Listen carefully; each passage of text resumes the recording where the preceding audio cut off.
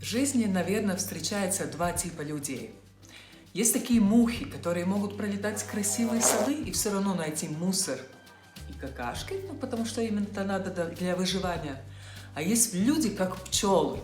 Даже когда все кругом еще серое, может смена сезона, не все так красиво, они найдут обязательно какой-то цветок, соберет мед и еще позаботится о следующем урожае. Очень добрый день, я Лаига Гаркуша, и живу в Украине 9 лет, это уже 4-я страна, в которой я проживаю, и мне есть с чем сравнить, и особенно, когда в эти дни задается вопрос, ну так тут что-то меняется, есть ли смысл, есть ли перспектива этой страны? Мне на самом деле не было много усилий, я просто взяла список, и первых 12 вещей, которые пришли в голову, я просто записала, которые реально, может быть, незаметно для нас, но поменялись в этой стране в лучшую сторону. Изменилось движение на дорогах. Когда я первый раз приезжал в 2007 году, для меня это реально был шок. Никто не пропускал, и пикали, наезжали, придавливали, никто не останавливался. Кто такая зебра, что такое пешеход? Все мчались, пешеходы были как-то так, дергались. Один из наших знакомых, он сказал, ну что, тут такое правило, не пропускай ближнего своего, а то придется стоять целый день. Так оно и было.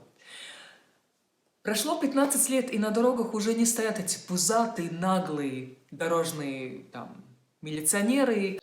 Если и люди стукнулись, есть обязательная страховка, и люди решают конфликты очень спокойно.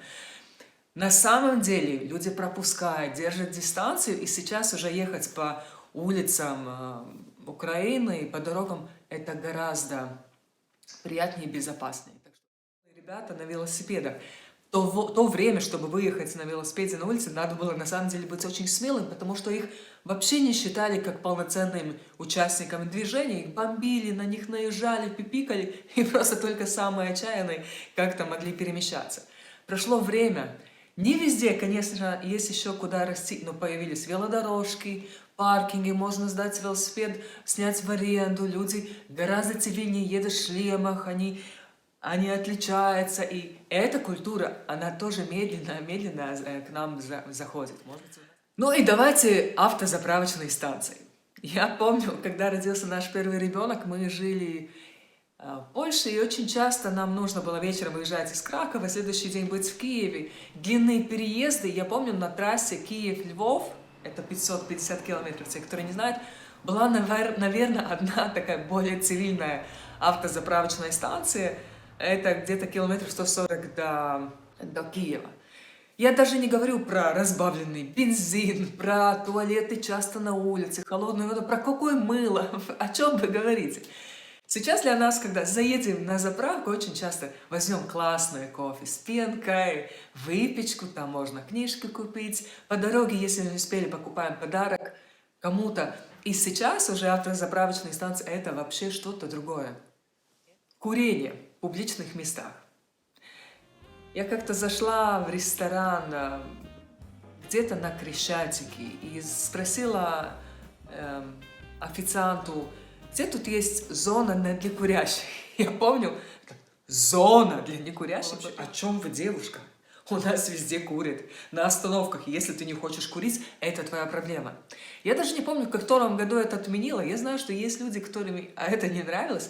Но сейчас в публичных местах никто не курит. У нас есть цивилизованный мир. Люди, которые хотят дышать свежим воздухом, могут дышать. Кто из вас помнит, что 15 лет назад ваша коллега, бухгалтер, теща, соседка занималась спортом? Тогда спортзал это были какие-то железяки где-то в подвалах, полны качками, может быть, иногда связанные с бандитизмом. Ну, такое было. Очень редко женщины вообще занимались спортом, нормальных бассейнов было мало. И за последние 15 лет, согласитесь, открылось много качественных, классных спортклубов, саунами, бассейнами, шикарными программами. И сейчас любой человек, любой врач, учитель просто могут найти подходящую для себя программу и заниматься спортом. Безвизовый режим с Европой. Я помню, когда собирался открыться фитнес FitCurves в 2007 году, и мы ездили в Англию на обучение, эти глаза этого англичанина, который задавал, вам нужна виза, чтобы поехать просто на каникулы, представляете? Тогда, еще 15 лет назад, несмотря что у вас были деньги, время и добрые намерения, если вы просто хотели куда-то поехать на выходных, вам надо было пройти сложную, просто страшную процедуру и получить визу хотя бы на одну страну. Тогда у людей было несколько иностранных паспортов в разных посольствах. Мы уже забыли, что безвизовый режим с европейскими странами, ну, почти со всеми, наверное, я даже толком не знаю, потому что у меня свой паспорт, но дает миллионам людям возможность путешествовать, работать, учиться там, где они хотят. И, по-моему, это просто достойно для людей 21 столетия. В 2014 году, когда был Майдан и доллар подорожал 4 раза за несколько месяцев, особенно импорт продуктов, он резко остановился. Если кто не знает, Украина по расчетам может покормить около 600 миллионов людей из-за своих ресурсов природных. Это 15 Украин мы можем покормить. И я всегда раньше удивлялась в магазинах, но я смотрела на украинскую картошку или морковку, особенно морковку, и думала, ну что надо с ней сделать, чтобы она выросла настолько кривая и была настолько грязная. Знаете, в чем произошло чудо? За эти годы украинские фермеры научились выращивать красивую, гладкую морковку, картошку, и если, конечно, наверное, кроме лимонов и апельсинов и мандаринов, я всегда в магазинах выбираю украинские продукты, просто потому, что они есть. Мелочь, но приятно. Когда мы начали жить в Украине, у нас была квартира, но, по-моему, мне не было кухни, поэтому мы очень часто кушали не дома. И мой самый любимый вид кофе – это кофе-латте. И я помню, мы зашли в какой-то кафешке во Львове, представляете, друзья, во Львове. И я попросила латте, и я помню этот взгляд официанта. Латте? Ну, я говорю, ну это кофе с молоком, и мне принесли кофе с молоком. Сейчас нам сложно представить, что у нас имеет такой выбор, колоссальный выбор. Кофе во Львове специально происходит фестиваль кофе, и у нас в любой забегаловке, наверное, в любом городе есть классный выбор за хорошие цены разного кофе. Ну, хлеб. Ну, для украинцев вообще есть отдельное какое-то отношение к хлебу. Я как-то раз смотрела на одного друга, который кушал макароны, и добавок еще хлеб. Но для меня это весьма удивительно. Я, как латышка, конечно, считаю, что самый лучший хлеб это в Латвии. Но это вопрос вкуса. Но 15 лет назад в магазинах был что? Был белый батон, какой-то серый. Ну и самое крутое это там кирпичик или бородинский. Я помню, мои подруги из Киева заказывали, у вас там в Львове есть а-ля бородинский хлеб с черносливом и грецкими орехами. Привези нам. Я везла какой-то, как такой эксклюзив. Ну, давайте, если мы сейчас зайдем в какой-то продуктовый магазин, во многих есть свои пекарни. Там выпекается багет, гречневый хлеб, разные семечки. И про качество я не говорю, я сама пеку хлеб дома. Но то, что есть выбор, он доступен, есть частные хлебопекарни и разные материалы, это тоже очень сильно поменялось, именно за последние 15 лет. Когда мы начали жить в Украине, я на самом деле очень шугалась местной системы здравоохранения. Мы ходили к частной клинике, если была необходимость, потому что там все элегантно, ты пришел, понял, сколько надо заплатить, и все по порядку.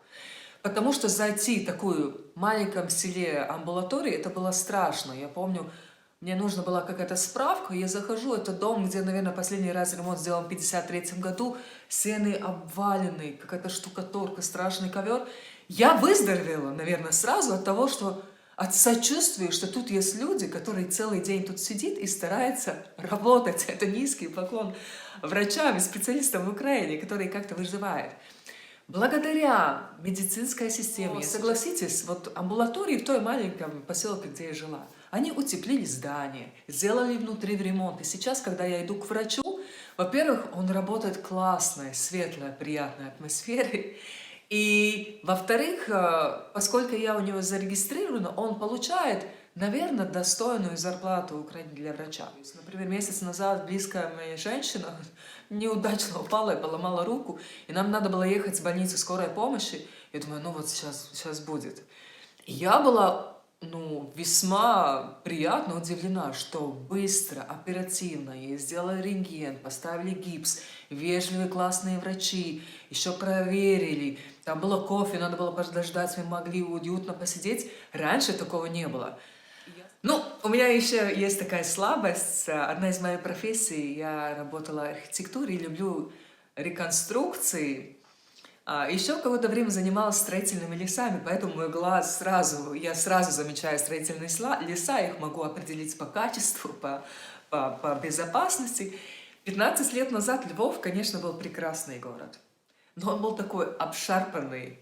И поскольку, по-моему, практически нет никаких государственных программ для обновления фасадов, это делают люди, сами владельцы здания, это не происходит так быстро. Но все равно можно заметить, что год за годом обновляются старые здания, архитектурные памятники. Есть люди, которые за это борются, я просто низкий вам поклон. И Украина медленно обновляется, и это очень приятно. Ну, еще последнее, что меня очень радует, я не помню, когда вышла «Хижина» Пола Янга, я прочла ее на латышском, и потом она вышла на русском. Я хотела подарить мужу на день рождения, на украинском ее не было. И во Львове тогда было 2 такие достойные книжные магазина, где-то 2-3-этажные. Остальные это были просто какая-то лавочка с 5 книгами, наверное. И я пошла в одну, и они созвонились, у них этой книги не было, но было пару экземпляров второй. Я помню, что практически не было украинских книг, и Украина считалась одна из самых нечитабельных наций в Европе. Прошли 15 лет и особенно последние 8. Сейчас, согласитесь, книги есть во всех больших маркетах, есть книжный отдел, много классных книжных магазинов, очень много книг. Можно купить и на русском, и на английском, но очень много книг на украинском языке, детская литература, художественная, бизнес-литература, она приводится. И поскольку я покупаю книги в Латвии, тогда здесь они минимум 2 раза дешевле. Ну, потому что большой рынок, что очень приятно. Так что вот это 12 вещей, 12 цветов, которые мы нашли. Пчелы, если у вас еще есть что-то, о чем я точно не сказала, пишите в комментариях. Мы соберем следующих 10. Я сделаю еще один видео. Другие мои видео про Украину на моей страничке. Я буду рада, если вы подпишитесь, поддержите. Продолжаем летать и молиться и работать. До связи, пчелы.